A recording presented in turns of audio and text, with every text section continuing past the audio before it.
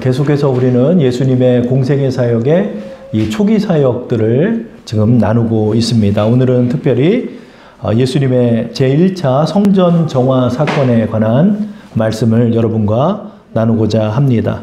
주님께서는 우리 지난주의 말씀처럼 가난하고 고통받은 이스라엘 백성을 사랑하시며 그들을 고쳐주시는 사랑의 주님이셨습니다. 주님의 사역의 목적이 바로 이 가난한 자들에게 복음을 주시며 주의 은혜를 우리에게 전파하시기 위해 이 땅에 오셨다라고 선포하셨습니다. 근데 오늘의 말씀의 본문을 이제 시작하게 되는데요. 주님이 가장 분노하시는 모습을 보이는 사건이 됩니다. 그것이 바로 예루살렘 성전에서의 성전 정화 사건이 되는 것입니다. 주님께서는 6월절이 다가오시자 예루살렘에 입성하셔서 성전에 들어가셨습니다. 그 성전에서 이제 제사에 관해서 준비하고자 하는데 그 성전에서 동물 파는 사람들과 환전상을 보고 예수님께서 그 동물을 묶어두는 그 노끈을 채찍으로 삼아서 그 동물들을 때려가지고 그 성전 밖으로 내쫓이고 상인들을 때리셔가지고 그 상인들을 내쫓으시고 환전상에 그 환전에 하는 그 돈들을 땅에 쏟으시고 그 상을 엎어버리셨다라고 말씀하고 있습니다. 그 장면이 바로 요한복음 2장 13절에서 15절에 나와 있죠. 우리 화면을 보시고 다 함께 합독해 보겠습니다. 유대인의 유월절이 가까운지라 예수께서 예루살렘으로 올라가셨더니 성전 안에서 소와 양과 비둘기 파는 사람들과 돈 바꾸는 사람들이 앉아있는 것을 보시고 노끈으로 채찍을 만드사 양이나 소를 다 성전에서 내쫓으시고 돈 바꾸는 사람들의 돈을 쏟으시며 상을 엎으시고. 주님께서 유월절이 다가오셔서 이렇게 성전으로 오셨습니다. 유월절은 유대인의 최대의 절기라 할 수 있습니다. 이 유월절은 이집트를 모세의 영도 아래 탈출하였던 그 출애굽 사건을 기념하여 지키는 절기가 됩니다. 이 유월절이 되면은 유대인들은 세계 각지에 지금 흩어져 있는 유대인들이 전부 다 이 성전으로 모여서 하나님 앞에 제사를 드리게 됩니다. 그러므로 성전 안에는 사람들로 인산인해를 아마 이뤘을 것입니다. 그 성전 안에 그 소와 양과 비둘기 파는 사람들이 있었다라고 합니다. 예수님께서 성전에 들어와서 이런 광경을 처음 봤을까요? 그렇지 않습니다. 예수님께서는 12세 이상이 되셨을 때서부터 성전에서 매해마다 이렇게 성전에서 동물을 파는 사람들을 봤습니다. 왜냐하면 이 유월절은 유대인 남성 12세 이상의 남성들이 이곳에 모여 제사를 드리기 때문에 예수님께서도 공생애를 시작하셨던 나이 30대까지 적어도 18번 이상 이 제사 드리는 장면들, 또 동물을 파는 사람들, 또 그 동물을 사는 사람들을 보셨습니다. 그런데 왜 이 공생애를 시작하는 예수님께서 마치 이런 장면을 처음 보시는 것처럼 그 동물 파는 사람들을 채찍으로 만드셔가지고 내쫓고 그 환전상에 그 돈을 다 엎으셨을까요? 이것은 그리스도의 공생애 사역의 상징성을 우리에게 말씀하고 있습니다. 예수님의 모든 사건들은 여러분 우리 모두를 대표해서 하나님의 강력한 메시지를 전하고 있다는 사실을 여러분 기억해야 합니다. 주님께서 이 공생애 사역의 시작에서 이 상을 엎은 것은 분명히 우리에게 무엇인가를 말씀하고 있는 것입니다. 그러면 왜 성전 안에 이렇게 동물 파는 사람들이 있었을까요? 예수님께서 너무나 혼란스럽게 하는 이 사람들에게 분노하셔서 이 동물들을 좀 조용히 하라고 내쫓으신 건가요? 도대체 주님은 왜 이 성전 안에서 분노하셨고 이런 상인들은 왜 성전 안에 존재했을까요? 그 이유는 간단합니다.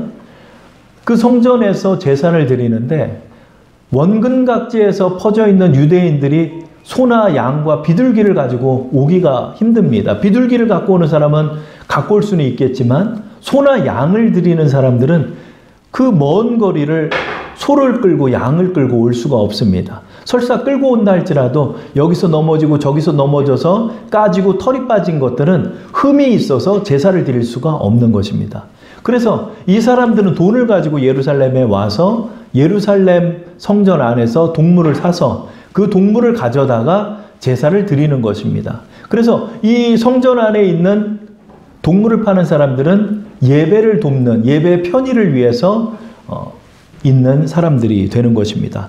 당연히 제사를 드리려면 돈이 필요한 것입니다. 왜냐하면 동물이 필요하니까요. 이 동물들은 당연히 여기서 파는 사람들이 필요했을 것입니다. 또 환전상들이 있습니다. 환전상은 왜 존재했을까요? 이 환전상은 지금 로마의 속국의 시대였기 때문에 그 로마 화폐를 쓰는 사람들도 있었고 또 각처의 화폐를 쓰는 사람이 있기 때문에 이 화폐를 가져다가 유대 화폐로 바꿔서 성인 남성이 매년마다 성전세를 반세겔씩 드려야 했습니다. 그래서 유대 화폐로 이렇게 바꿔주는 거죠. 여러분 아마 남대문 시장을 다니신 분들은 아시죠? 남대문 시장 가보면은 거기 아주머니들이 이만한 가방 들고 달러 바꿔줘요. 달러 바꿔줘요. 이래요. 거기 환전상들이 있는 것입니다. 여기서도 환전상이 있죠. 동물을 파는 사람과 환전상은 예배 편의를 위해 제공된 사람입니다. 그리고 대제사장의 허가를 받아서 그 안에서 하고 있는 사람들이죠. 근데 왜 예수님은 이런 것을 다 내쫓으셨을까요? 예수님의 분노의 그 원인이 무엇이었을까요? 그 말씀이 바로 오늘의 본문 요한복음 2장 16절에 나와 있습니다. 우리 한번 읽어볼까요? 비둘기 파는 사람들에게 이르시되 이것을 여기서 가져가라. 내 아버지의 집으로 장사하는 집을 만들지 말라 하시니. 아멘. 장사하는 집을 만들지 말라. 지금 주님께서 분노한 이유는 내 아버지 집에서 지금 장사를 하고 있기 때문에 주님은 분노하셨다라고 말씀하고 있는 것입니다. 그런데 이 말씀도 우리가 한번 생각해 봐야 합니다. 장사? 새 속에 물들어 있는 것처럼 우리가 생각할 수 있죠. 그러나 여러분, 그 모든 것이 다 이 매매 행위가 필요합니다. 동물을 사고 파는 것도 필요하죠. 그 동물을 가져다가 제사를 드려야죠. 돈이 없는 사람들은 비둘기를 가져다가라도 제사를 드려야 했습니다. 또 성전에서 성전세 반세겔을 내기 때문에 성인 남성 2인 1조가 돼서 한 세겔을 만들어다가 그것을 성전세로 바쳐야 했기 때문에 환전도 필요했습니다. 이런 장사는 다 필요한데 왜 주님은 장사하는 집을 만들었다라고 말씀하시면서 분노하셨을까요? 오늘 요한복음 2장의 이 말씀은 주님의 공생의 사역 초기 유대 광야와 유대 일대에서 복음을 전하실 때 제1차 성전 정화 사건을 다루고 있습니다. 근데 주님께서는 이 성전 정화 사건을 두 번째도 행하신 적이 있습니다. 그것이 마태, 마가, 누가복음에 담겨 있죠. 이것은 성전 제2차 정화 사건이 됩니다. 그러니까 주님께서는 공생의 초기에도 성전을 정화하셨고 이제 예수님께서 십자가에 못 박혀 죽으시기 그 며칠 전에 예루살렘에 입성하셔서도 이 성전 정화의 일을 행하셨던 것입니다. 이때도 주님께서 마태복음 21장 13절에 이들을 내쫓으시면서 이렇게 말씀하시는 장면을 보게 됩니다. 그들에게 이르시되 기록된 바 내 집은 기도하는 집이라 일컬음을 받으리라 하였거늘 너희는 강도의 소굴을 만드는도다 하시니라. 아멘. 주님께서는 2차 성전 정화 사건을 행하실 때 너희는 강도의 소굴로 만들었기 때문에 내가 이 동물들과 한전을 다 엎어버렸다라고 말씀하셨습니다. 강도의 소굴은 뭘까요? 이 강도의 소굴은 유대 사람을 대상으로 해서 돈을 훔쳐가지고 그 도둑들이 돈을 훔치고 약탈하였습니다. 그러면 각 지역으로 흩어졌다가 모여서 한 동굴에 모여서 자신들이 훔친 그 물건들을 서로 나누는 작업을 했던 것이 이 강도의 소굴이라는 뜻입니다. 그래서 여러분 비유의 말씀 보면 선한 사마리아인도 강도를 당해서 거기서 예루살렘으로 올라가던 사람이 옷이 다 벗겨져 가지고 그렇게 쓰러져 있는 장면을 우리는 비유의 말씀을 통해 알죠. 지금 치안 상태가 좋지 않기 때문에 또 도로의 사정도 안 좋고 산길이 많기 때문에 이곳에 숨어있던 도둑들이 사람들을 때리고 심지어는 죽이고 그 물건을 훔치고 약탈하는 사건들이 비일비재했습니다. 주님께서는 지금 이 말씀을 하는 것입니다. 너희가 지금 성전에서 강도의 소굴에서나 하는 일을 지금 행하고 있다. 그렇기 때문에 주님은 분노했다라고 말하는 것입니다. 성전에서 동물을 바꾸는 일도 필요합니다. 환전도 필요합니다. 성전에서 제사를 드리는 것도 우리가 하늘나라에 올라가서 구름 위에서 제사를 드리는 게 아닙니다. 동물을 사야 했고 동물을 팔아야 했고 또 돈도 바꿔야 했습니다. 장사행위가 당연히 필요할진데 주님께서는 왜 이 상을 뒤엎으시고 동물을 내쫓으셨을까요? 그것은 성전 안에서 행해지고 있는 이 거대한 카르텔을 주님은 보고 계셨기 때문입니다. 지금 우리가 겉으로 보면 예배를 돕는 편의인 것처럼 보입니다. 겉으로 보면 돈을 당연히 유대 화폐로 바꿔주는 환전상으로 보입니다. 그러나 이 거대한 조직 안에는 이익을 위한 커넥션을 가지고 있는 것입니다. 이들의 커넥션은 어떤 것일까요? 성전 안에서 장사를 하고 있는 사람은 일부의 장사꾼이었습니다. 모든 상인이 성전 안에 들어가서 다 장사하는 게 아닙니다. 성전은 그렇게 넓지가 않습니다. 그 성전 안에서 유대 전 국민을 12세 이상의 남성을 다 받기에도 어려울 정도로 성전이 그렇게 큰 건 아닙니다. 근데 이 성전 안에서 장사하는 사람들은 누군가의 허락을 받아서 일부의 상인들이 독과점을 형성해서 동물을 팔고 있었던 것입니다. 그들은 누구의 허락을 받았을까요? 그것은 바로 이 종교 지도자들이었습니다. 종교 지도자들과 커넥션을 맺고 그들에게 상납금을 제시하면서 이 상인들은 동물을 가지고 들어갔습니다. 유대 민족들이 모여서 제사를 지낼 때는 엄청나게 높은 가격으로 이 동물들을 파는 것입니다. 이 돈이 너무나 부담이 됐던 유대 백성들이 있었을 것입니다. 어렵게 조심스럽게 양을 어깨에다 메고 또 나귀에 태워가지고 어디 다치지 않게 어렵게 끌고 오는 사람들도 있었습니다. 그러면 이 동물들은 제사장들이 검열을 합니다. 왜냐하면 흠없는 어린 양을 하나님 앞에 드려야 했기 때문에 머리끝부터 발끝까지 어디 까진 데 없는지 어디 찢어진 데 없는지 어디 털이 빠진 건 없는지 혹여나 털이 섞여 있는 잡종은 아닌지 이런 것들을 다 파악을 합니다. 그러면 제사장들은 이 동물을 끌고 온 사람들의 동물은 어떤 트집을 잡아서든 그 동물은 제사에 쓰일 수 없는 동물로 탈락을 시켜버립니다. 그러면 이 사람들은 울며 겨자 먹기로 이 동물들, 가져왔던 동물들을 상인에게 다시 팔고 그들은 비싼 값을 주고 동물을 사서 제사를 드려야 했습니다.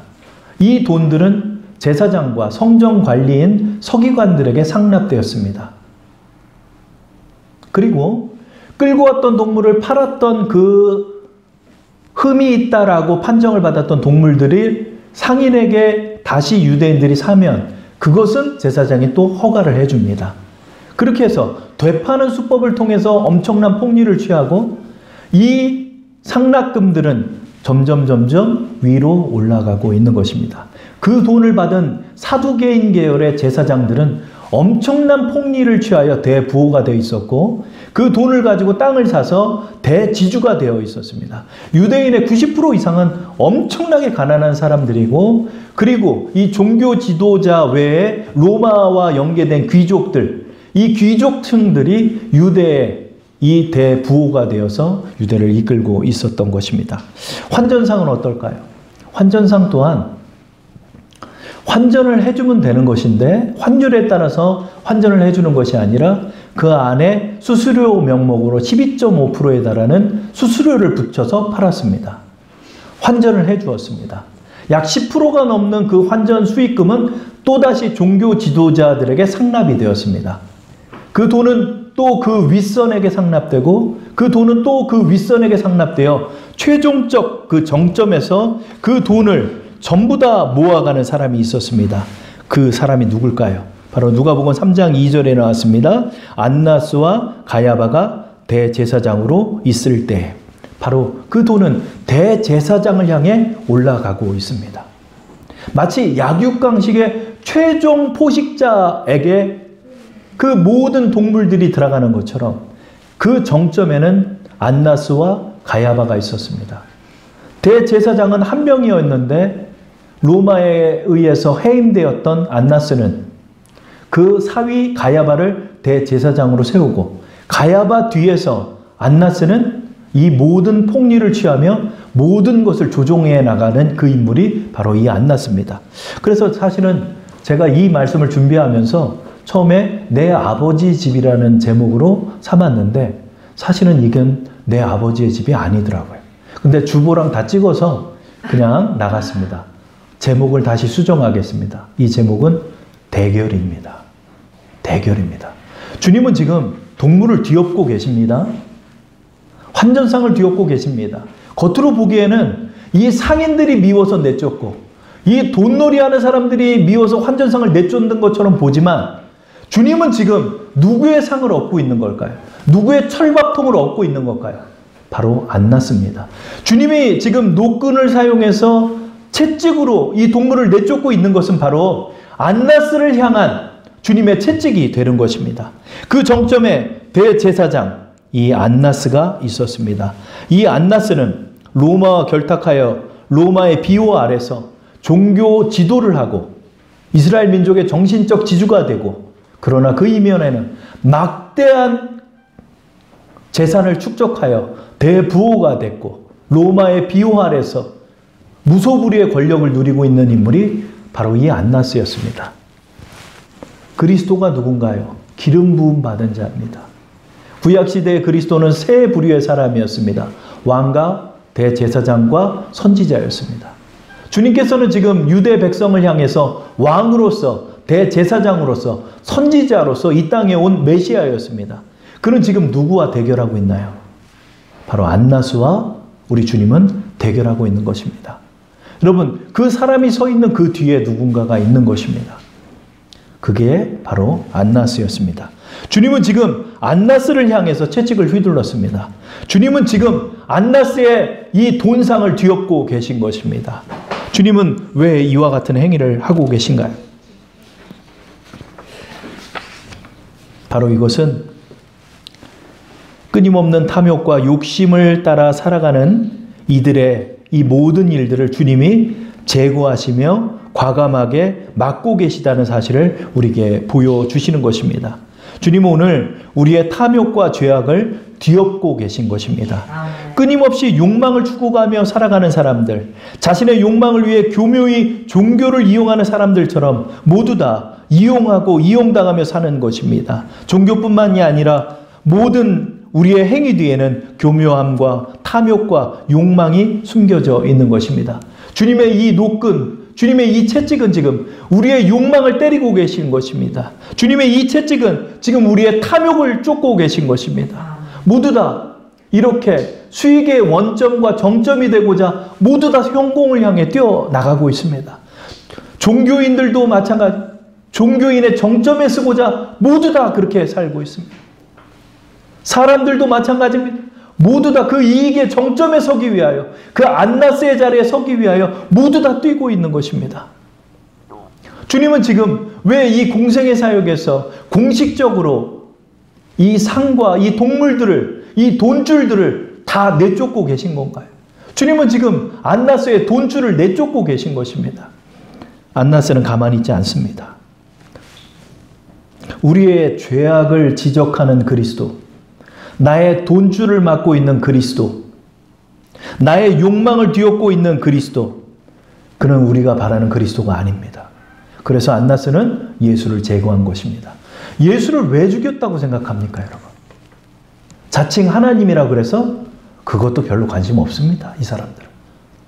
내 돈줄을 맡고 있기 때문에 예수를 죽인 것입니다.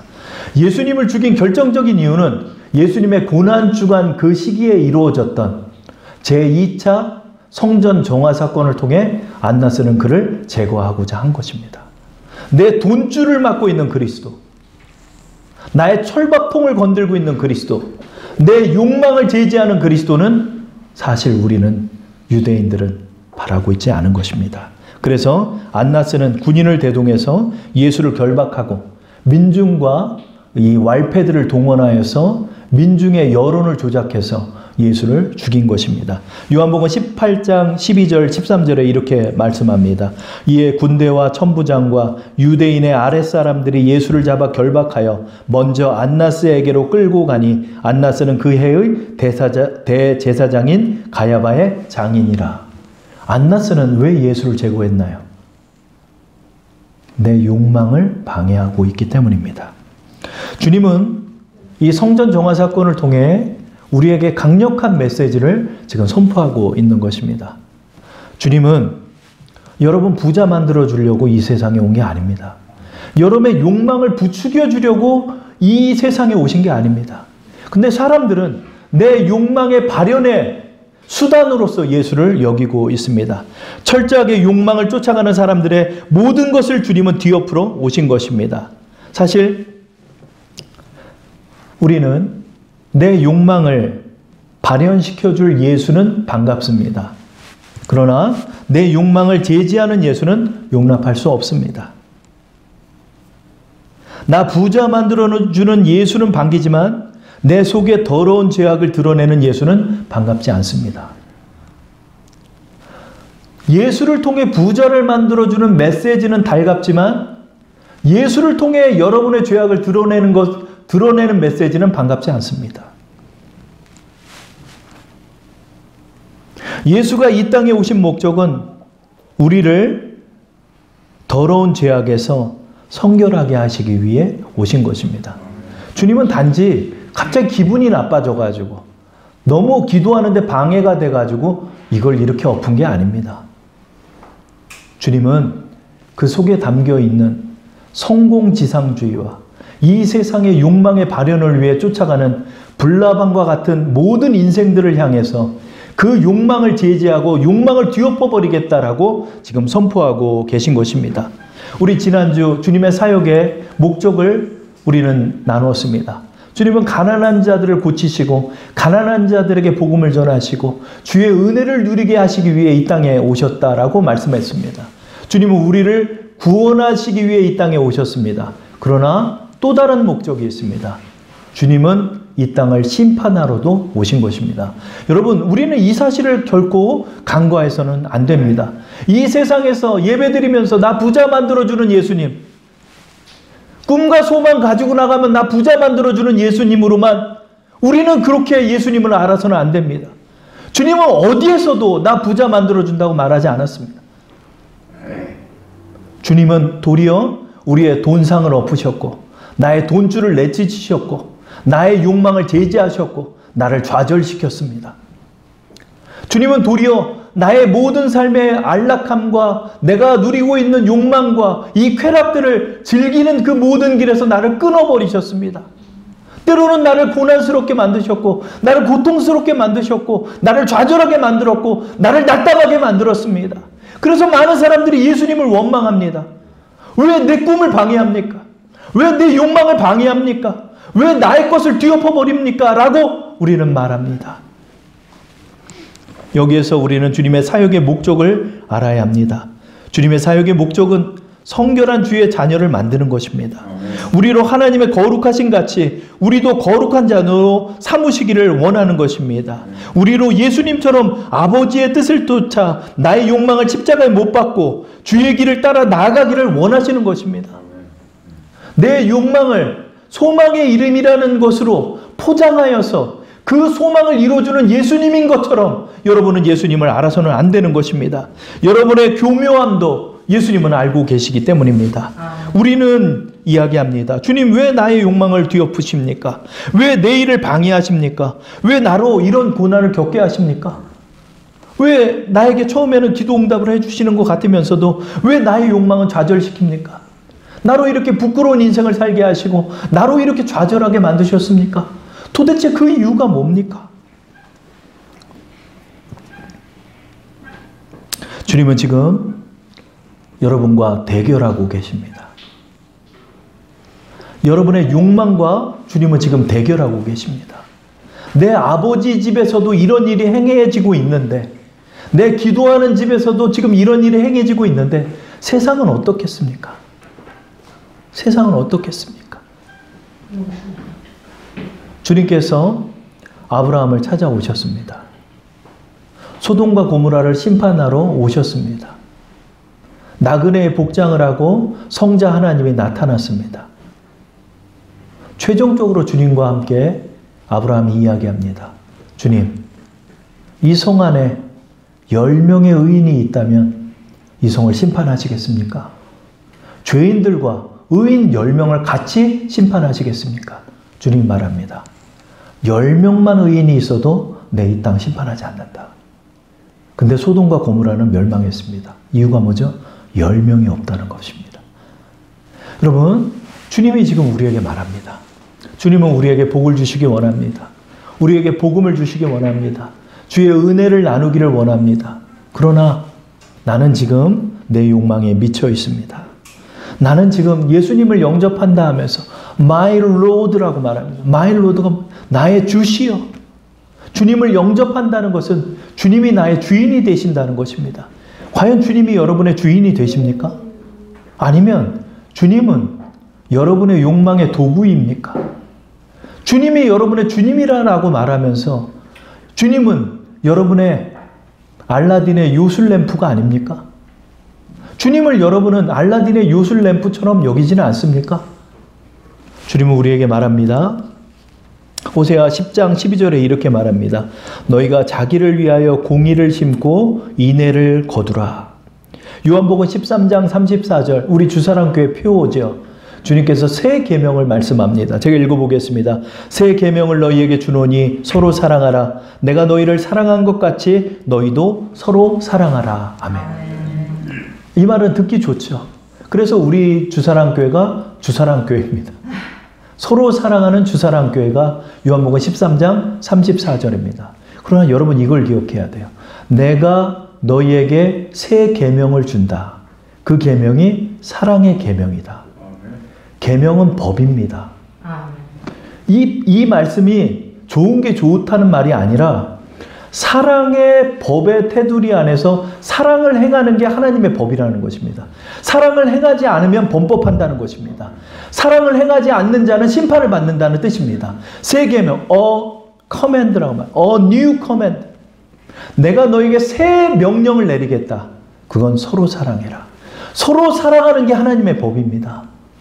이 말은 나 돈 좀 있고 나 뭐 좀 이루면 그때 내 뒷주머니에서 몇만 원 꺼내주는 그런 개념이 아니라 사랑을 하지 않으면 심판을 받는다는 말입니다. 공의를 행하지 않으면 심판을 받는다는 것입니다. 여러분 이 땅에서 성공하려고 하는 사람 많아요. 이 땅에서 뭐 하나 이루겠다는 사람 많아요. 그러나 하나님은 우리에게 성전 정화 사건을 통해 말씀합니다. 내가 너희에게 원하는 건 인애와 공의다. 여러분 우리는 이 땅에서 하나님의 사랑과 공의를 이루기 위해 이 땅에 있는 것입니다. 하나님의 판단과 심판의 기준도 이 땅에서 공의와 인애를 행하는가입니다. 여러분 양과 염소의 비유에서 왜 여러분 염소의 자리로 간 사람들이 심판받았나요? 작은 소자를 챙기지 않았기 때문에 심판받았습니다. 그게 뭐죠? 주님의 사랑의 법의 테두리 안에서 우리를 평가하는 것입니다. 여러분 예수님께 열심히 기도해서 여러분 성공시키는 게 하나님의 뜻이 아닌 것입니다. 하나님의 뜻은 인애와 공의를 행하는 것이 하나님의 뜻이 되는 것입니다. 주님은 지금 이 법의 테두리 안에서 여러분을 평가하고 있습니다. 얼마나 작은 소자를 사랑했는가? 얼마나 공의롭게 살았는가? 얼마나 작은 자를 위하여 살았는가? 우리의 인생의 목적이 바로 거기에 있는 것입니다. 그래서 주님이 가난한 자를 찾아오신 것입니다. 주님은 우리에게 그 말을 합니다. 여러분 인생의 목적이 뭡니까?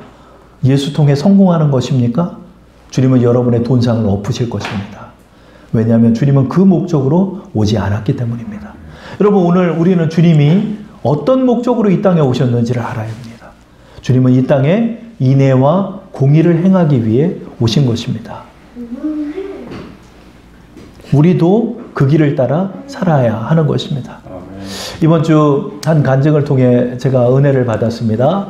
여러분도 나중에 이 슈퍼맨 닥터리라고 치고 간증이라고 쳐보시면 유튜브에 굉장히 은혜로운 간증을 여러분 듣게 될 것입니다. 여러분, 이분은 그 존스 호킨스 대학의 재활의학과 수석 전공의인 이승복 박사님입니다. 이분이 원래부터 장애가 있는 분이 아니었어요. 미국으로 이민가 재미 교포죠. 미국 학교에서 공부를 열심히 했고 공부도 잘했습니다. 아버지를 따라 한인교회에서 또 신앙생활도 열심히 했던 학생이었습니다. 근데 어느 날 올림픽을 보면서 체조하는 그 선수들이 너무나 좋아 보였습니다. 그래, 나도 체조를 해야 되겠다. 체조를 통해서 내가 성공해야 되겠다. 그 목표를 가지고 열심히 체조를 연마해서 올림픽을 목표로 준비를 했다라고 합니다. 점점 어려운 난이도를 성공하면서 그 욕망들이, 그 꿈들이 나를 이끌어주고 있다라는 생각이 들었다고 합니다. 내가 열심히 해서 나는 이 분야에서 성공할 수 있다라는 꿈을 가졌다라고 합니다. 점점 기도하는 것도 시시해 보이고 교회에 모여서 예배 드리는 것도 시시해 보였다라고 합니다. 교회를 나가지 않았고 도리어 내 성공을 위해서 열심히 뛰고 열심히 연습했고 그 마루에서 수없이 회전을 하면서 준비를 했다라고 합니다. 그러던 어느 날 이 여러 바퀴를 회전하면서 점프를 뛰고 하는 과정에서 그만 사고를 당해서 경추 6번, 7번이 부러졌습니다. 그러니까 목뼈가 부러진 거죠. 목뼈가 부러지는 엄청난 사고를 당해서 이분이 가슴 이하로는 전신마비 상태가 되었습니다. 네, 9개월여의 이 재활을 통해 이제 팔과 다리가 움직이고 또 이분이 또 감사하는 내용, 이 기사의 내용을 제가 캡처해 왔는데 소변을 제 스스로 볼 수 있게 되어서 감사합니다 라는 제목이 쓰여 있습니다. 이제 전신마비가 되어서 아버지의 독서를 들으면서 내가 너에게 이 운동 따위 것 하지 말라고 내가 그러지 않았냐? 너 내 말 안 들어서 이 모양 이 꼴이 되지 않았냐? 이런 아버지의 질책을 들으며 고통 속에 있었다라고 합니다. 이제 모든 시리에 빠져서 고통받고 있을 때 그는 그 사고를 당해서 쓰러져 있는 그때 그 하늘을 바라볼 때 놀라운 체험을 했다라고 합니다. 그 하늘에 그 구름이 몽롱한 상태로 목뼈가 부러져서 그렇게 있는 가운데 하늘을 볼 때 그 하늘에서 그 단어가 보였다라고 합니다. 바로 갓이라는 단어라고 합니다. 그 구름 위에 선명하게 하나님이라는 그 이름이 쓰여지는 것을 보면서 하나님, 내가 왜 이런 좌절을 겪어야 합니까? 하나님, 나는 왜 이런 일을 겪어야 합니까? 내 성공을 치달아가는 나의 이 꿈들을 왜 좌절시킵니까? 라는 원망을 하였다라고 합니다. 그러나 그 하나님의 이름을 보면서 다시 한번 내가 욕망을 향해 쫓아갔던 자기를 되돌아보게 되고 하나님 앞에 다시 회복돼 가고 있는 이 사실들을 기뻐하면서 하루 종일 재활하다가 움직여지지 않고 있을 때 그 밤에 갑자기 발가락 하나가 살짝 움직이는 것을 체험하니까 그 발가락을 계속해서 조금씩 움직이고 손가락을 조금씩 움직이면서 다음날 아침에 어머니에게 욕을 보여주려고 연습하면서 재활을 해서 이제는 팔이 움직이고 이제 가슴 이하에 어느 정도의 조작을 할 수 있고 목을 또 가눌 수 있게 되었다라고 합니다.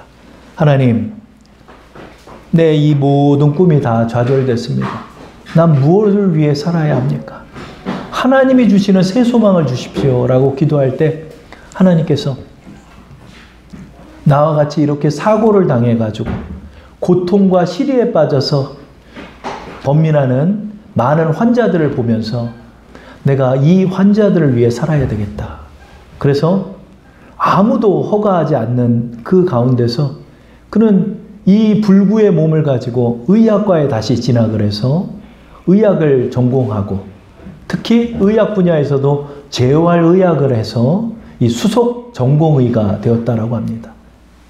그래서 환자들, 사고를 당해서 전신불구가 돼서 절망의 나락에 떨어져 있는 사람들은 바로 이승복, 이 별명이 슈퍼맨 닥터이라는 별명을 가진 이 선생님에게로 데려온다라고 합니다.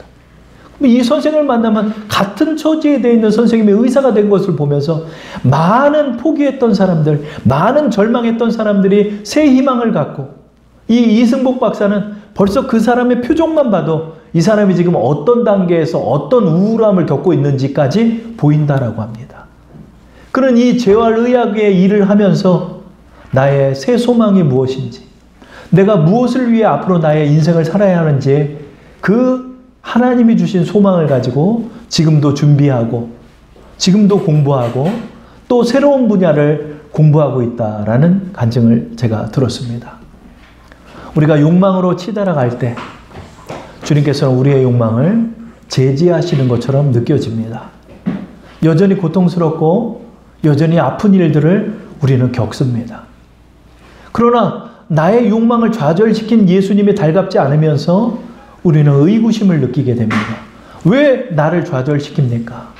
그 이유가 무엇입니까? 우리는 주님을 섬기며 그 뜻을 알게 됩니다. 바로 우리 주님이 가신 그 길을 따라 우리도 걷게 되고 있는 것입니다. 주님은 우리의 이 욕망을 꺾으시고 하나님의 새 소망을 주시기를 원하시는 것입니다. 여러분은 어떤 길에서 좌절하셨습니까? 그 좌절 때문에 주님 앞에 기도하기 싫지는 않습니까? 주님께서는 우리에게 말합니다. 성공을 위해 이 세상을 사는 게 아니다. 우리 인생의 최종의 승리는 무엇일까요? 내 아버지의 집에 들어가는 것입니다. 내 아버지의 집에 입성하는 것입니다. 우리 사도 바울의 고백처럼 내 아버지 집에서 생명의 면류관을 받는 사람이 최종의 승자가 되는 것입니다. 여러분, 이 땅을 위해서 우리는 살아가는 것이 아닙니다. 그러나 너무나 많은 사람들이 이 땅만 바라보고 살합니다. 그러기에 주님은 여러분의 돈줄과 여러분의 돈상을 뒤엎으시는 것입니다. 우리는 이 사실을 기억하며 우리의 새로운 초점과 소망을 가지고 나가야 하는 것입니다. 주의 뜻을 따라 사랑의 법을 행하며 서로 사랑하며 공의와 인애를 행하고 한 사람을 구원하는 것을 내 삶의 목적으로 삼고 하나님의 뜻을 그 하나를 순종하는 것이 내 삶의 목표로 삼고 나가시는 우리 주사랑 성도 되시기를 축원합니다. 자, 우리